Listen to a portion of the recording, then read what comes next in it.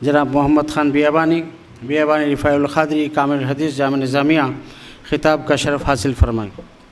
السلام علیکم ورحمۃ اللہ وبرکاتہ۔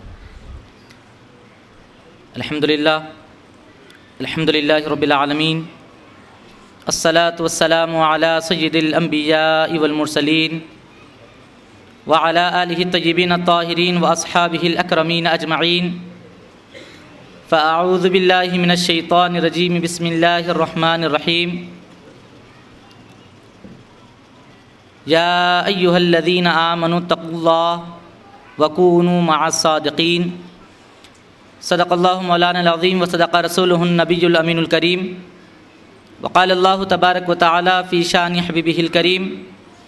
ان اللہ وملائکتہ یصلون علی النبی یا ایہا الذین آمنوا صلوا علیہ وسلموا تسلیما۔ اللہم صلی علی سیدنا محمد وعلی آلہ واصحابہ وبارک وسلم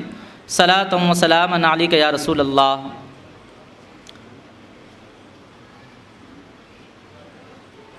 سب سے قبل آج کی ہماری اس مقدس محفل کی خصوصیات عرض کر دوں، تاکہ جو کوئی آئے اور کچھ بات ہو اس سے پہلے یہاں پر ہمارے جمع ہونے کا مقصد واضح ہو جائے۔ یہ ہماری آج کی اس مقدس محفل جلسے شہادت سیدنا امام عالی مقام امام حسین رضی اللہ تعالیٰ عنہ، تو وہیں سیدی مرشدی و مولائی حضور رہبر شریعت و پیر طریقت قطب دوران حضرت العلامہ مولانا سید شاہ غلام سرور بیابانی صاحب قبلہ رحمۃ اللہ علیہ المعروف فاروق پاشا صاحب قبلہ دامت برکاتہم العالیہ کا عرس مبارک بھی ہے۔ حاضرین کرام، خطبہ مسنونہ میں جس آیت مبارکہ کی تلاوت کا میں نے شرف حاصل کیا ہے، یوں تو بارہا اس آیت مبارکہ کے عنوان سے سننے سنانے کی سعادتیں حاصل ہوتی رہتی ہیں، لیکن چونکہ حضور سیدی مرشدی و مولائی کا عرس مبارکہ ہے اور ایک کثیر تعداد سیدی مرشدی و مولائی سے وابستگی رکھنے والوں کی یہاں پر شامل ہے، اس لیے مناسب سمجھتا ہوں کہ پیر کامل کیا ہوتا ہے اور پیر سے وابستگی اور پیر سے لگاؤ کس حد تک ہونا چاہیے، انہی دو باتوں پر روشنی ڈالتا ہوا اپنی بات کو تمام کروں۔ حاضرین کرام، ایک مرید کی زندگی میں، ایک مرید کی نظر میں پیر کیا ہوتا ہے؟ بزرگوں نے ارشاد فرمایا کہ تمام بلندی والے رتبے پانے کے لیے ایک بڑا ذریعہ ہوتا ہے،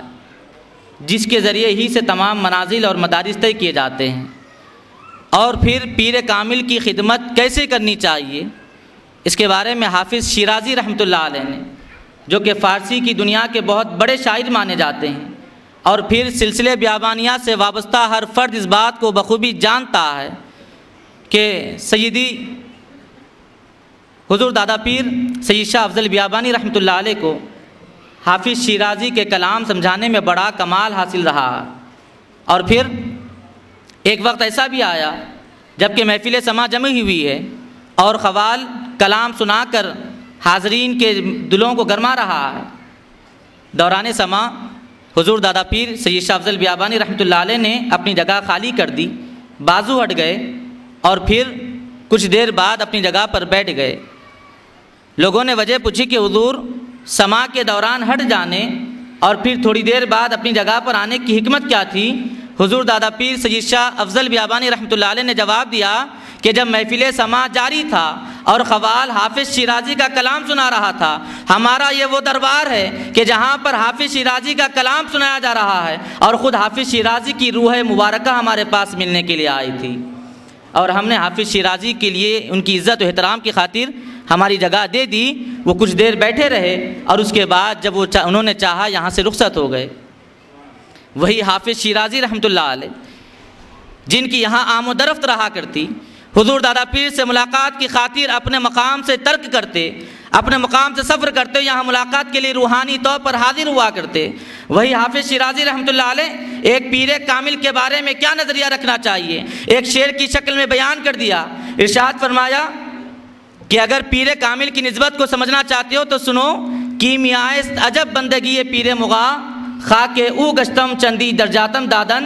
سنو پیر کامل کیا ہوتا ہے؟ پیر کامل کی خدمت ایک ایسا انوکھا کیمیا ہے، ایک ایسا انوکھا فارمولہ ہے کہ میں نے ان کے قدموں کے اپنے آپ کو خاک بنا لیا تو میرے پیر نے مجھ کو کئی درجات بلندیوں پر پہنچا دیا ہے۔ خاک او گشتم وہ چندی درجاتم دادن،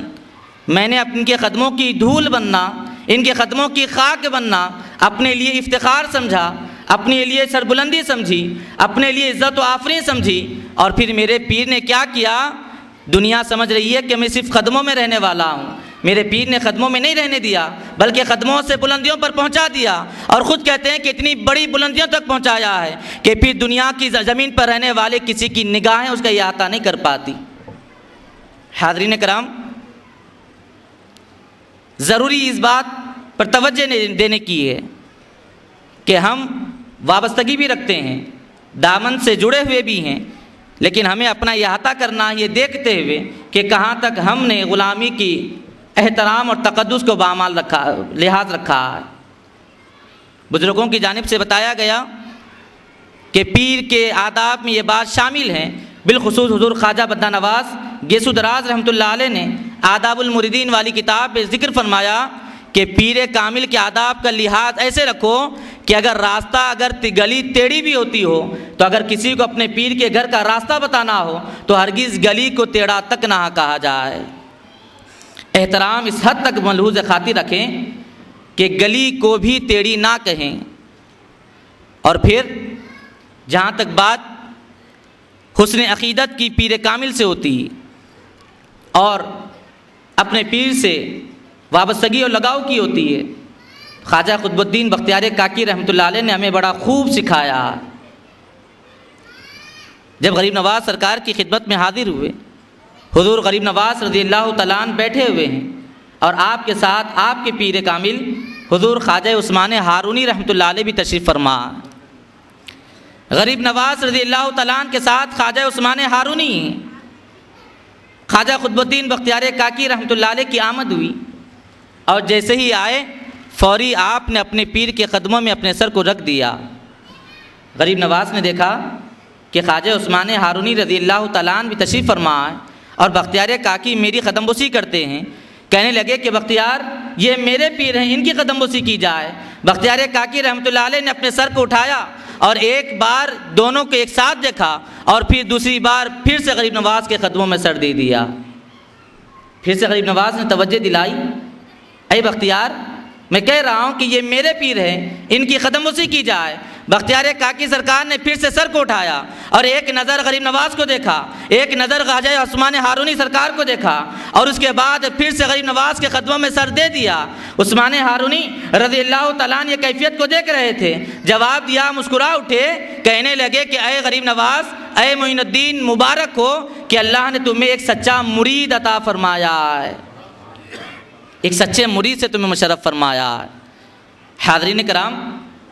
خواجہ قطب الدین بختیار کاکی رحمۃ اللہ علیہ سے عالم خیال میں پوچھیں کہ حضور غریب نواز سرکار کے بار بار توجہ دلانے کے باوجود خضوع میں غریب نواز پر جھکنے کی وجہ کیا ہے؟ توجہ دلانے کے باوجود پھر سے غریب نواز کی قدم بوسی کا مقصد کیا ہے؟ خواجہ قطب الدین بختیار کاکی رحمۃ اللہ علیہ کا جواب ہوگا کہ نادانو، یہ وہ قدوم پاک ہیں اور یہ وہ عظیم ذات ہے کہ جس میں نے نہ صرف غریب نواز کو پایا ہے، انہی کے چہرے کو دیکھ کر میں نے خواجہ عثمان ہارونی کو پایا ہے، انہی کو تھام کر میں نے غوث الورا کو پایا ہے، انہی کو تھام کر میں نے مصطفیٰ جان رحمت کو پایا ہے، اور یہ کیا مل گئے کہ میں نے اپنے رب کو پا لیا ہے۔ پیر اگر سانچا ہو اور حسن عقیدت کے ساتھ اس سے وابستگی پیدا کر لی جائے تو پھر یہ مت سمجھیں کہ ہم نے بس ایک ذات کو نہیں تھاما ہے، انہی کے دامن سے ہم نے اپنے دادا پیر کو تھاما ہے، انہی کے دامن کو تھام کر ہم نے حضور غوث الورا کو تھاما ہے، انہی کے دامن کو تھام کر ہم نے مولائے کائنات کو تھاما ہے، انہی کے دامن کو تھام کر مصطفیٰ جان رحمت کی ذات کریمانہ کو تھاما ہے۔ اور یہ تمام فیضان جب جاری ہوں گے جب واقعی طور پر ہم اپنے پیر کامل کے ادب و احترام کو ملحوظ رکھنے والے ہوں گے۔ اس سے قبل کے بات کو اور آگے بڑھاؤں، ایک حقیقت آپ کے سامنے رکھتا ہوا بات کو آگے بڑھاؤں گا۔ کڑوی ضرور ہے مگر حقیقت ہے، تسلیم کرنا ہمارا لازمی شیوار۔ آداب پیر کے معاملے میں ہم بڑے نکما ثابت ہوئے ہیں۔ بارگاہوں کے آداب، اپنے بزرگوں کے آداب، اپنے پیر زادوں کے آداب کو ہم نے پس پش ڈال دیا۔ بزرگوں نے یہاں تک سمجھایا کہ جس دربار میں جہاں پر پیر کامل کا گھر ہوا کرتا ہے، یہ مت سمجھو کہ تم حضور بندہ نواز کے سدراز رحمۃ اللہ علیہ نے آداب المریدین میں یہ بات بھی تحریر فرمائی۔ یہ مت سمجھو کہ بس ایک دنیا میں سانسیں لینے کے والے کے پاس تم جا رہے ہو، بلکہ یہ سمجھ کر جاؤ کہ تم غوث الورا کی بارگاہ جا رہے ہو، تم مولا کائنات کی بارگاہ میں جا رہے ہو، تم مصطفیٰ جان رحمت کی بارگاہ میں جا رہے ہو۔ حاضرین کرام، جب انہوں نے ایسی تعظیم کی تبھی تو ان کے بزرگوں نے اسے نوازا کہ دنیا میں شہباز کے نام سے پکارے گئے، دنیا میں بندہ نواز کے نام سے یاد کیے جانے لگے۔ اور پھر آداب خیالی طور پر بھی کیسے ہونے چاہیے، یہ تو تھے ہم کو اپنے جسمانی طور پر آداب کو ملوز خاطر رکھنا ہے، زبان کو احتیاط سے بولنا ہے، اپنے بزرگوں کی بارگاہ میں ہو تو زبانوں کو آوازوں کو پست رکھنا ہے، جیسے اوروں کے پاس ہم بات کرتے ہیں ایسی باتیں نہیں کرنی، یہاں اپنی آوازوں کو پست رکھنی۔ بالخصوص سیدنا فاروق اعظم رضی اللہ تعالیٰ عنہ اور صدیق اکبر رضی اللہ تعالیٰ عنہ کے بارے میں بتایا گیا کہ بسا اوقات ایسے ہوتا کہ رسول پاک علیہ السلام کے دربار کے آداب کا ملوز رکھنے میں اتنی گہرائی میں چلے جاتے کہ رسول پاک علیہ السلام کچھ بات سوال کرتے تو اتنا آہستہ جواب دیتے کہ رسول پاک علیہ السلام کو پھر سے وہ بات سننے کے لیے انہیں متوجہ کرنا پڑتا۔ اور جانتے ہو بزرگوں نے اپنی تعلیمات میں کیا فرمایا ہے؟ صحابہ اور رسول پاک علیہ السلام کا تعلق بیان کر دیا۔ ارشاد فرمایا کہ سنو، صحابہ کا مصطفیٰ جان رحمت سے تعلق کیا تھا، رسول پاک علیہ السلام کے ساتھ صحابہ کا لگاؤ کیا تھا۔ ارشاد فرمایا صحابہ بحیثیت مریدان صادق تھے اور رسول پاک علیہ السلام پیر کامل کی حیثیت پہ رہا کرتے تھے۔ اور یہی بات حضور مجدد الف ثانی شیخ احمد سرہندی رحمۃ اللہ علیہ نے ارشاد فرمائی۔ خواجہ باقی باللہ رحمۃ اللہ علیہ کے مرید ہیں، اجازت رکھتے ہیں، سلسلے نقش بند کے بڑے عظیم بزرگ ہیں خواجہ باقی باللہ رحمۃ اللہ علیہ، واعظ و نصیحت کم فرمایا کرتے۔ آپ کے بہت سارے مرید ہیں، لوگوں میں یہ اشتباہ رہتا کہ ہمارے پیر بڑے درجے پر ضرور ہیں مگر منصب دعوت و ارشاد پر فائز نہیں۔ خواجہ شیخ احمد سرہندی رحمۃ اللہ علیہ نے ارشاد فرمایا کہ میرے پیر بھائیوں کا میرے پیر کے بارے میں یہ نظریہ رہا کرتا، اور منصب دعوت و ارشاد کے بارے میں خود خواجہ شیخ احمد سرہندی رحمۃ اللہ علیہ ارشاد فرماتے ہیں کہ منصب دعوت و ارشاد ایک مرتبہ ولایت میں ایک بلند و بالا رتبے کا نام ہے۔ تقریر اور ہوتی ہے، خطاب اور ہوتا ہے، بیان اور ہوتا ہے، واعظ و نصیحت اور ہوا کرتی۔ اور شیخ احمد سرہندی رحمۃ اللہ علیہ نے ارشاد فرمایا کہ منصب دعوت و ارشاد، منصب واعظ و نصیحت یہ کوئی معمولی کام نہیں ہوتا بلکہ یہ ایک بلند و بالا مرتبے پر فائز ہونے والوں کا کام ہوتا ہے۔ ارشاد فرماتے ہیں کہ میرے پیر بھائی میرے پیر کے بارے میں یہ نظریہ رکھتے کہ منصب دعوت و ارشاد پر یہ فائز نہیں ہے، لیکن یہ میرا نظریہ ہوتا کہ مجھ کو ایسا پیر ملا ہے کہ مجھ سے پہلے اگر کسی کو ملا تو سیدنا صدیق اکبر کو مصطفیٰ کی شکل میں ملا۔ صدیق اکبر رضی اللہ تعالیٰ عنہ کو آقا علیہ السلام کی صورت میں ایسا پیر ملا۔ اور آگے فرماتے ہیں مکتوبات ربانی میں کہ یہی میرے خیالات کا فیضان تھا کہ مجھ کو میرے پیر نے 1000 سال کے مجدد کے منصب پر فائز فرمایا۔ مجدد الف ثانی رحمۃ اللہ علیہ دوسرے 1000 سال کے مجدد ہیں۔ فرماتے ہیں میرے انہی حسن خیال حسن عقیدت کا فیضان ہے کہ مجھ کو میرے پیر نے 1000 سال کے مجدد کے منصب پر فائز فرمایا ہے۔ اور حاضرین کرام، جہاں تک بات آج ہم جس کی عرص مبارکہ میں جمع، میری مراد حضور سیدی مرشدی و مولائی حضرت سید شاہ غلام سرور بیابانی رحمۃ اللہ علیہ، المعروف فاروق پاشا صاحب قبلہ رحمۃ اللہ علیہ، آپ کا مرتبہ شیخ احمد سرہندی رحمۃ اللہ علیہ کے الفاظ کی روشنی میں کہوں تو یہ کہا جا سکتا ہے کہ شیخ احمد سرہندی رحمۃ اللہ علیہ نے خود فرمایا ہے کہ منصب دعوت و ارشاد یعنی مجلس واعظ و نصیحت کا انعقاد کرنا یہ وہ عظیم منصب ہے۔ فرماتے ہیں کہ یہی منصب سے گزر کر جتنے درجے قطب پر فائز ہوئے ان تمام نے مجلس واعظ و نصیحت کو قائم کیا ہے۔ حاضرین کرام، حضور سیدی مرشدی و مولائی نے 30 سال قبل شہر حیدرآباد سے بزم بیابانی حیدرآباد کے نام سے مجلس واعظ و نصیحت کا آغاز فرمایا ہے۔ آج بھی کئی اس حکمت سے ان کے ذہن خالی ہیں کہ مجلس واعظ و نصیحت کا مطلب کیا ہوتا ہے۔ شہر حیدرآباد میں اور بھی خانقاہیں آپ کو ملیں گی، کہیں پر حلقہ تصوف ملے گا، کہیں پر حلقہ درس قرآن ملے گا، کہیں پر حلقہ درس حدیث ملے گا، کہیں پر ذکر خداوندی کے نام کے حلقے مل جائیں گے، لیکن تمام شہر حیدرآباد میں نہ صرف پورا شہر حیدرآباد بلکہ پوری ذمہ داری کے ساتھ عرض کر رہا ہوں پورا آندھرا پردیش بلکہ پورا ہندوستان کو اگر دیکھ لیا جائے تو ایک بارگاہ ایسی نظر آئے گی جہاں پر کوئی حلقہ تصوف کے نام سے خانقاہ نہیں چلائی جاتی، جہاں پر ذکر خداوندی کے نام سے لوگوں کو نہیں بلایا جاتا، بلکہ یہ وہ عظیم بارگاہ ہے جہاں مجلس واعظ و نصیحت قائم ہوتی ہے۔ اور شیخ احمد سرہندی رحمۃ اللہ علیہ نے واضح لفظوں میں فرما دیا کہ مجلس واعظ و نصیحت کا قیام وہی کرتے ہیں جو منصب دعوت و ارشاد پر فائز ہوں۔ اور منصب دعوت و ارشاد پر کون فائز ہوتا ہے؟ فرمایا کہ وہی فائز ہوتے ہیں جو درجہ قطبیت پر فائز ہوا کرتے ہیں، جنہیں رب نے منصب قطبیت کے لیے چن لیا۔ سیدی مرشدی و مولائی نے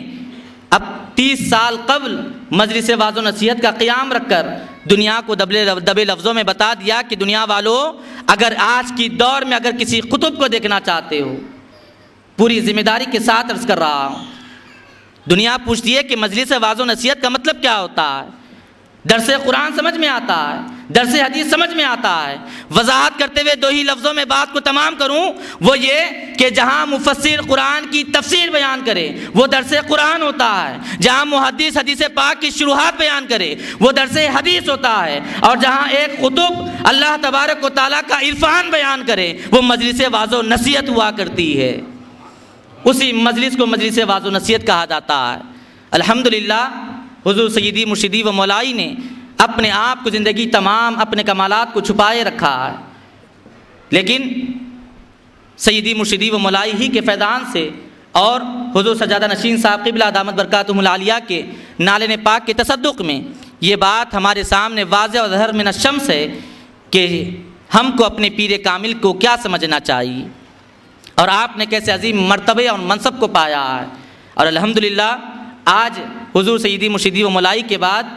آج بھی یہی مجلس واعظ و نصیحت جاری ہے۔ حضور سیدی مرشدی و مولائی حضرت سید شاہ غلام افضل بیابانی صاحب قبلہ دامت برکاتہم العالیہ، سجادہ نشین صاحب قبلہ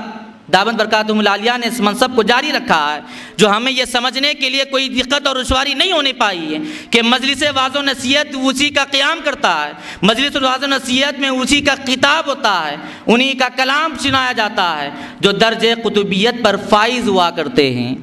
الحمدللہ ثم الحمدللہ، نہ صرف رب تعالیٰ نے ہمیں ایک قطب کے دربار سے جوڑے رکھا ہے بلکہ ایک قطب کے چہرے مبارکہ کی دیدار سے سعادت مشرف بھی فرمائی۔ ثم الحمدللہ ثم الحمدللہ، آخری بات عرض کرتے ہوئے بات کو تمام کروں، وہ یہ کہ ایسے درجے، ایسے مرتبے، ایسے منصب پر رہنے والے بزرگوں کا کمال قدرت کیا ہوا کرتا ہے۔ بتایا گیا ابو بکر شبلی رحمۃ اللہ علیہ کے حوالے سے، اور حضور سیدی مرشدی و مولائی نے اپنی کتاب فیضان افضل میں اس واقعے کو ذکر بھی فرمایا ہے۔ خواجہ ابو بکر شبلی رحمۃ اللہ علیہ سے لوگوں نے پوچھا کہ حضرت بتائیں کہ ایک پیر کامل کیا ہوتا ہے، ایک پیر کامل کی قوت اور طاقت کیا ہوتی ہے، ایک پیر کامل کا رتبہ کیا ہوتا ہے۔ خواجہ ابو بکر شبلی رحمۃ اللہ علیہ نے جواب نہیں دیا، اپنے جیب سے پیسے نکالے اور آگے والے کو دے دیا اور کہا کہ یہ پیسے لو اور بازار جا کر ایک غلام خرید کر لے آؤ۔ سوال کرنے والوں نے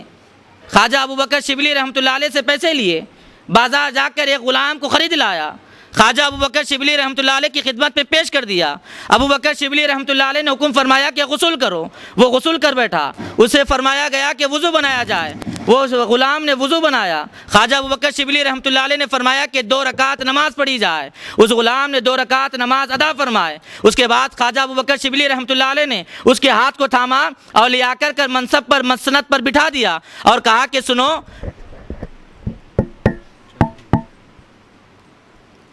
اللہم صلی علی سیدنا محمد وعلی آلہ واصحابہ وبارک وسلم، صلاۃ و سلام علیک یا رسول اللہ یا حبیب اللہ صلی اللہ علیہ وسلم۔ پوچھا گیا تھا کہ پیر کامل کا رتبہ اور قوت کا اور طاقت کیا ہوا کرتی ہے؟ بازار سے غلام کو خریدوایا گیا، غسل اور وضو سے آراستہ کروایا گیا، اس کے بعد 2 رکعت نماز پڑھوائی خواجہ ابوبکر شبلی رحمۃ اللہ علیہ نے اور ہاتھ پکڑ کر مسند پر بٹھا دیا اور سوال کرنے والوں کی جانب متوجہ ہوئے اور ارشاد فرمایا کہ کہاں ہیں وہ لوگ جو یہ پوچھتے ہیں کہ پیر کامل کیا ہوتا ہے؟ لوگ حاضر ہوئے، کہنے لگے کہ دیکھ لو، پیر کامل یہ ہوتا ہے کہ جو ایک ہی لمحے میں نظر ڈال کر ایک اعلیٰ مراتب پر لوگوں کو فائز کرتا ہے۔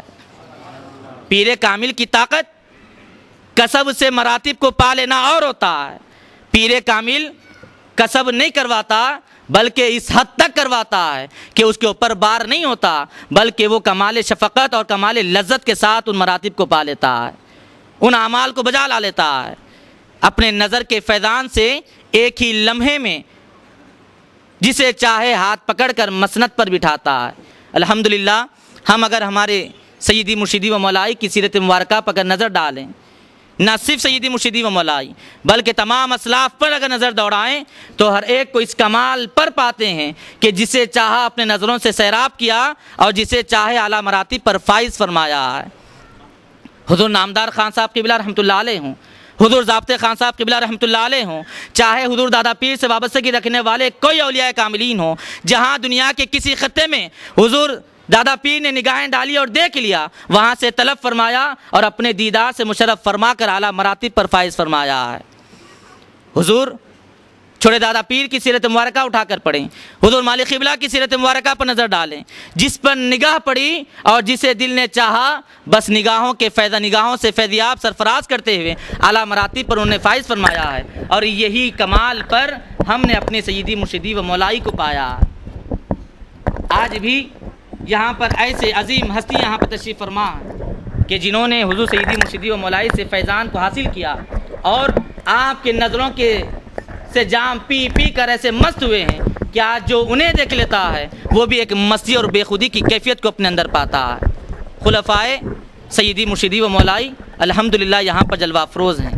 اور پھر خلفاء کی جب یہ شان ہو تو شہزادوں کی شان کے کیا کہنے۔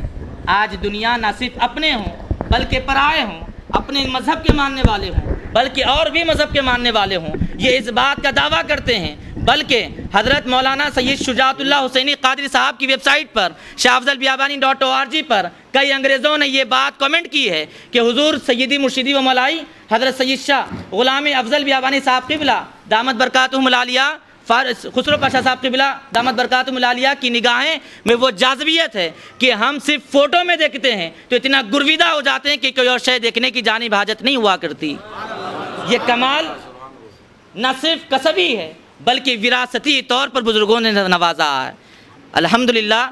آج ہم نے ان کے دامن سے وابستگی کو جوڑ کر نہ صرف ان میں اپنے پیروں کو دیکھتے ہیں، نہ صرف ان میں اپنے دادا پیر کو دیکھتے ہیں، نہ صرف ان میں اپنے احمد کبیر رفاعی سلطان الاولیاء کو دیکھتے ہیں، نہ صرف ان میں حضور غریب نواز کو دیکھتے ہیں، نہ صرف ان میں غوث الورا کو دیکھتے ہیں، نہ صرف ان میں سید الشہداء امام علی مقام کو دیکھتے ہیں، نہ صرف ان میں مولا کائنات کو دیکھتے ہیں۔ خدا کی عزت و جلال کی قسم پوری ذمہ داری کے ساتھ عرض کر رہا ہوں، انہی کے جلوے ہیں کہ جو مصطفیٰ جان رحمت کے دیدار سے مشرف فرمایا کرتے ہیں۔ اگر کوئی ایک مرید یہ جذبہ نہ رکھتا ہو تو تف ہے ایسی مریدی پر، تف ہے ایسی نسبت رکھنے پر، اس نے ہرگز کچھ نہیں پایا ہے۔ اگر کچھ پانا چاہتے ہو تو وہ نگاہ پیدا کرو کہ جس سے سیدی مرشدی کے جلووں میں یہ تمام بزرگوں کے جلوے نظر آ جائیں۔ دیکھنے والوں کی کمی ہے، دیکھنے والوں کا نقصان ہے۔ کسی نے دیکھا رسول پاک علیہ السلام کو ابو جہل نام تھا، کہنے لگا شان میں گستاخی کر بیٹھا۔ آقا علیہ السلام نے فرمایا صدقتہ، تو نے سچ کہا۔ صدیق اکبر رضی اللہ تعالیٰ عنہ حاضر ہوئے اور آقا علیہ السلام کے حسن و جمال کی تعریف فرمانے لگے۔ رسول پاک علیہ السلام نے پھر فرمایا صدقتہ، تو نے سچ کہا۔ صحابہ نے پوچھ لیا یا رسول اللہ ابو جہل گستاخی کرتا ہے تب بھی صدقتہ فرماتے ہو؟ صدیق اکبر تعریف کرتے ہیں تب بھی صدقہ فرماتے ہو، ماجرا کیا ہے؟ آقا علیہ السلام نے فرمایا کہ سنو، نہ ابو جہل نے میری گستاخی کی، نہ ابو بکر نے میری تعریف کی، دراصل بات اتنی ہے کہ میں آئینے جمال خداوندی ہوں، جو میرے سامنے آتا ہے بس اپنے کو دیکھتا ہے۔ ابو جہل نے برا کہا تو خود کو کہا ہے، اور ابو بکر نے تعریف کی تو مجھ میں خود کو دیکھ کر تعریف کی ہے۔ حاضرین کرام، یہی مرتبہ اور یہی فیضان اہل بیت اطہار کی شکل میں آج بھی رونق افروز ہے۔ ہماری نگاہوں میں کمی رہ گئی کہ جو ہم نے نہیں دیکھا ہے۔ اگر نگاہوں میں وہ کمال اور جاذبیت پیدا ہو جائے تو پھر کوئی بعید بات نہیں ہے کہ ہم نے سب کو دیکھ لیا، ہم نے سب کا دیدار کر لیا ہے۔ آخری بات عرض کرتا ہوا بات کو تمام کروں، بالخصوص اسی بارگاہ کے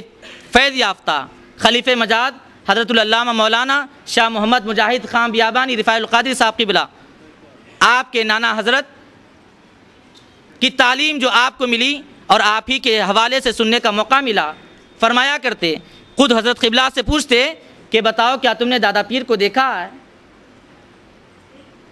حضرت کے نانا جان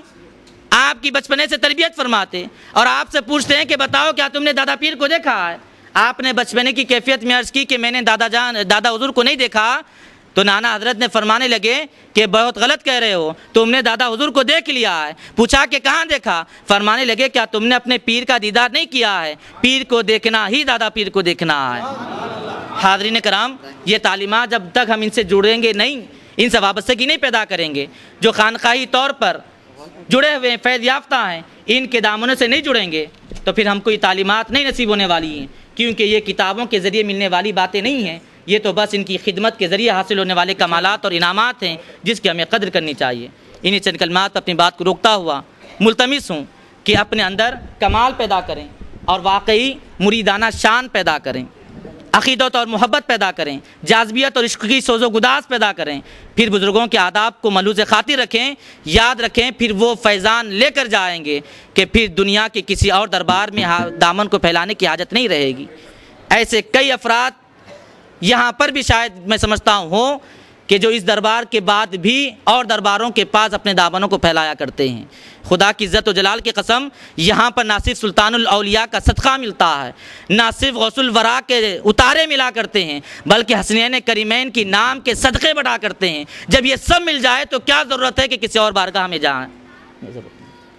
کسی اور بارگاہ کی طرف جائیں؟ ہمیں صرف شرط اس بات کی ہے کہ ہمارا عقیدہ، ہماری محبت اور الفت میں چاشنی پیدا ہو جائے، پختگی اور مضبوطی آ جائے، تاکہ جب دیکھیں تو نگاہوں میں یار کو دیکھیں، نگاہوں میں پیر کامل کے جلووں کو دیکھا کریں۔ یہ ایک پیغام دیتا ہوا اس احساس اور خیال کے ساتھ کہ میں اس بارگاہ کا ایک کم ترین ہوں،